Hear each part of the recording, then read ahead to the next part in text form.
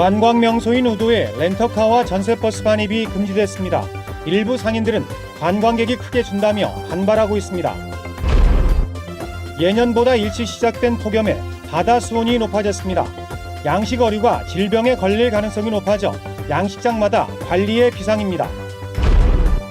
제주도가 예산 부족을 이유로 우수관 교체를 미루다 기습폭우에 마을이 침수되는 피해가 발생했습니다.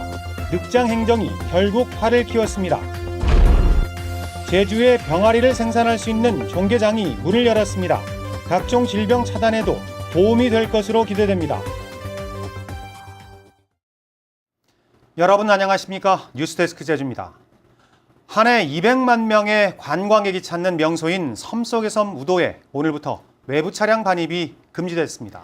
교통 지옥이라 불렸던 교통난을 해소하기 위한 고육지택인데요. 일부 주민과 상인들은 관광객이 줄 것이라며 반발하고 있습니다. 박주연 기자의 보도입니다. 우도도항선 선착장 앞. 차량 수십 대가 길게 늘어서야 할 곳이 한산하기만 합니다. 렌터카 차량은 찾아보기도 어렵습니다. 아예 여행용 가방을 끌고 배에 오르는 관광객도 부지기수. 제주도가 우도의 교통 혼잡을 해결하겠다며 우도에 등록지와 차고지를 두지 않은 관광객들의 차량 반입을 금지했기 때문. 위반하면 차량 한 대당 과태료 10만 원도 부과됩니다. 렌터카와 전세버스 진입이 제한되면서 도로는 이처럼 한산한 모습입니다.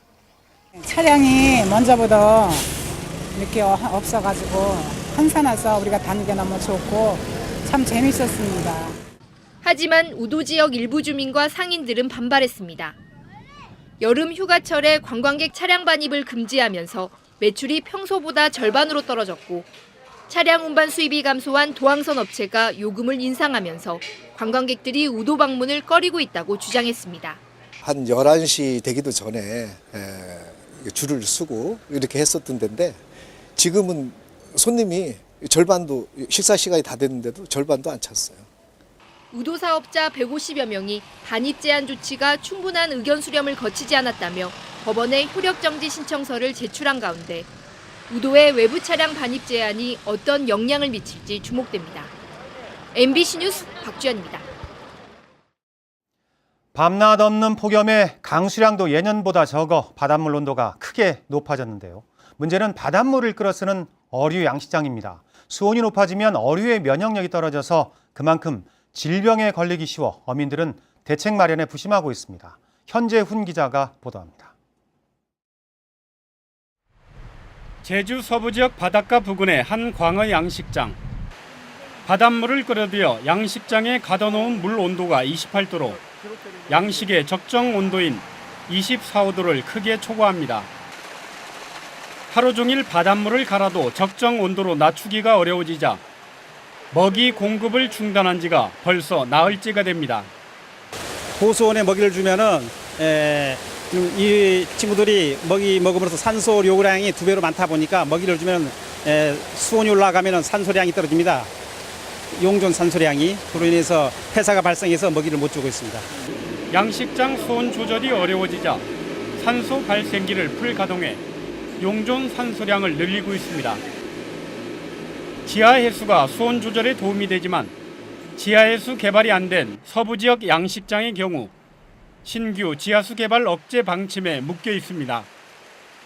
지하해수, 지하 담수를 좀 개발해주는 방법인데 요거는 이제 관련 부서하고 좀 협의를 통하면서 계속적으로 좀 할 수 있는 방안으로 좀 검토해 나가도록 하겠습니다.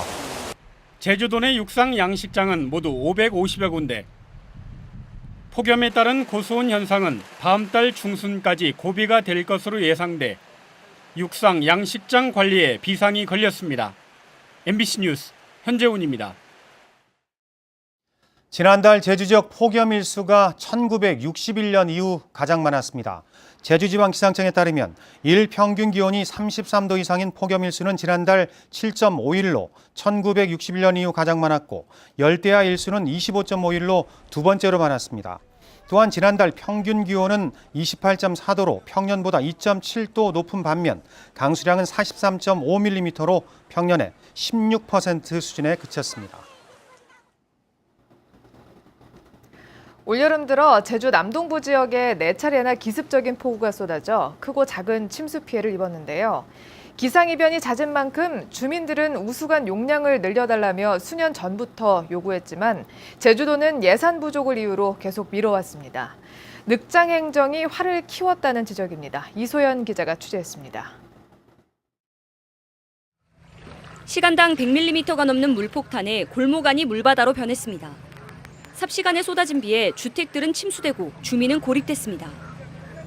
물이 빠지자 이른 아침부터 복구 작업이 분주합니다. 물에 잠긴 세간들을 집 밖으로 꺼내 말려보지만 어디서부터 손을 써야 할지 막막하기만 합니다. 미끼 냉동실 다 고장이 나버렸잖아요. 몇 천만 원어치 그냥 낚시 같은 것도 다 사다 놓고 다른 데 다 버리게 되니까 이런 심정이 참 외삭해 되는 거죠.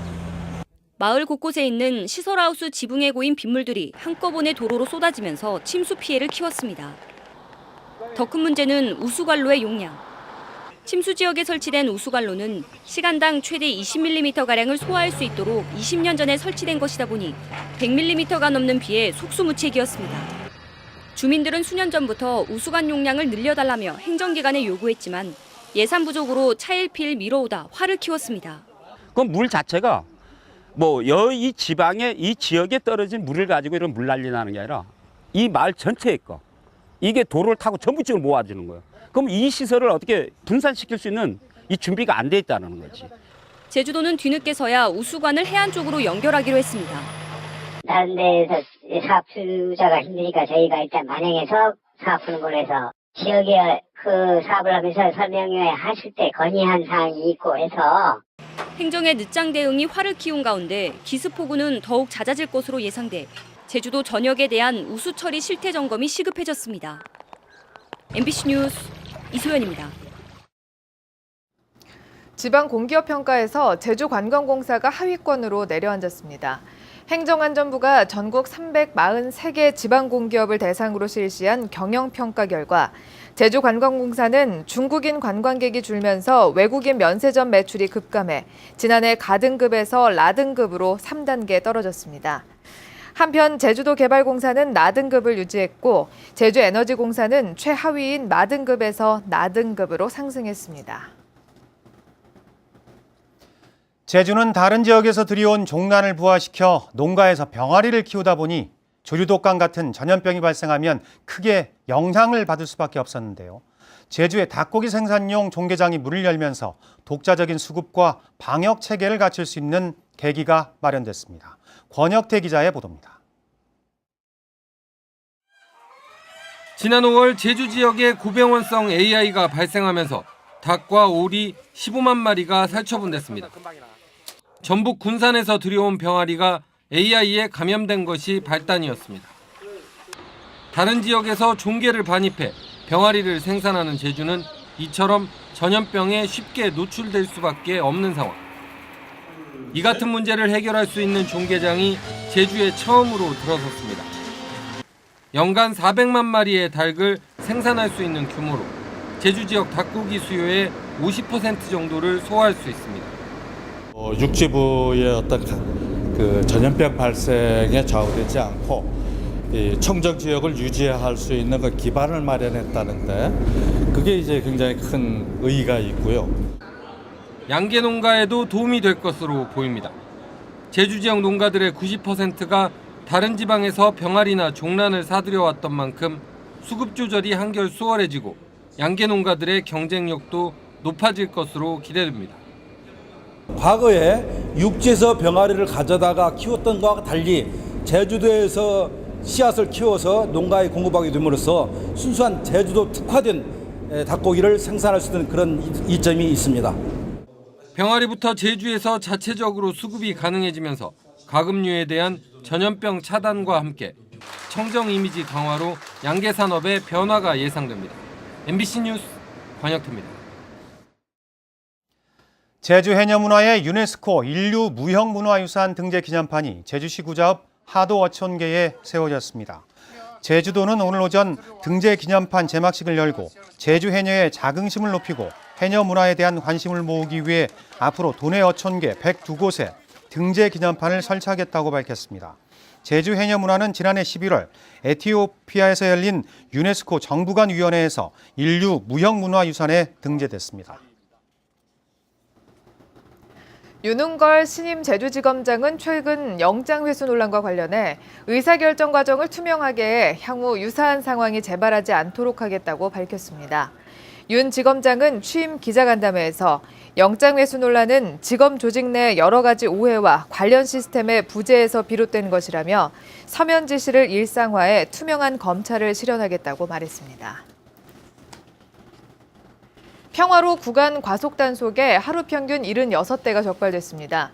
제주지방경찰청에 따르면 지난 한 달 동안 평화로 구간 과속단속에 적발된 차량은 2,350여 대, 하루 평균 76대로 시범 운영 기간에 비해 94%가량 감소했습니다. 위반 차량 가운데 일반 승용차가 1,140대로 48%, 렌터카가 800여 대로 34%를 차지했고 시간대별로는 오전 6시부터 10시 사이에 집중됐습니다. 문재인 정부 출범 이후 첫 제주특별자치도 지원위원회 회의가 개최됩니다. 국무조정실은 오는 4일 서울 정부청사에서 부처 차관급 인사 등이 참석한 가운데 이낙연 국무총리 주재로 제주도 지원위원회를 열고 특별자치도 6단계 제도 개선 과제 등을 심의할 예정입니다. 이번 회의에서는 면세점과 카지노에 대한 관광진흥기금 부과 특례와 카지노 사전 인가제 특례 등 이전 정부에서 난색을 표명했던 핵심 과제들이 어떻게 처리될지 주목됩니다. 오늘 오전 11시 40분쯤 제주시 추자면 청도 갯바위에서 낚시하던 65살 조모 씨가 바다에 빠졌다 낚시 어선에 구조된 뒤 추자 보건지소로 옮겨졌지만 숨졌습니다. 사고 당시 조 씨는 구명조끼를 착용하지 않은 것으로 알려졌으며 해경은 같이 낚시를 하던 일행을 상대로 조사하고 있습니다. 뉴스를 마칩니다. 여러분 고맙습니다.